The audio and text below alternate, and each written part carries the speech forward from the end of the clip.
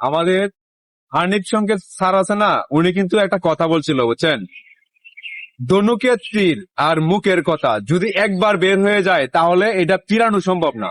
এখন হচ্ছে কি জানেন, এই যে বাউল শিল্পী আছে, এই বাউল শিল্পী কিন্তু এই দশায় হয়েছে। এই যে কথাটা বলছিল ধনুকের তীর আর মুখের কথা একবার যদি বের হয় তাহলে আটকানো সম্ভব না, এটা কিন্তু ওনার কথাটা বাস্তব হয়ে গেল। এই যে দেখেন বাউল শিল্পী আমাদেরকে আল্লাহ রসুলকে নিয়ে সে যে কটূক্তি করছে, যে বাজে মন্তব্যটা করছে, এই যে কথা বের হয়ে গেছে, এখন কিন্তু আর আটকানো সম্ভব না। তাই বলবো কি জানেন, এই যে বাউল শিল্পী যারা আছে তাদেরকে বলবো বুঝছেন, এরকম কিছু কথা বললেন না, এরকম কিছু কাজ করেন না। একবার যদি মুখ দিয়ে বের করেন তাহলে আটকানো সম্ভব না। কেন জানেন, আপনার কথা বের হওয়ার আগে ক্যামেরায় কথা বলে, সবার আগে আপনি কথা কখন বলবেন, তার আগে ক্যামেরায় কথা বলে।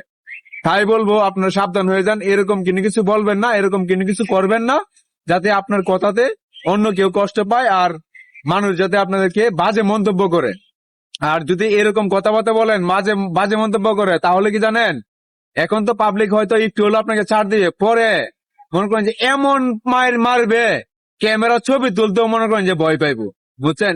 তাই বলবো, কথা মনে করেন যে আপনার সীমাবদ্ধ রাখবেন, আর নিজের ভিতরে রেখে কথা বলবেন, নিজের চিন্তা ভাবনা করে কথা বলবেন, এরকম কিছু কথা বলবেন না মানে যাতে পাবলিক আপনাদেরকে গণধোলাই দেয়। যদি একবার পাবলিক আপনাদেরকে গণধোলাই দেয় তাহলে ভাবতেই তো পারতেছেন, ক্যামেরা ছবি তুলতেও কিন্তু ভয় পাইবো। এটা দেখে কিন্তু আপনাদের শিক্ষা নেওয়া উচিত।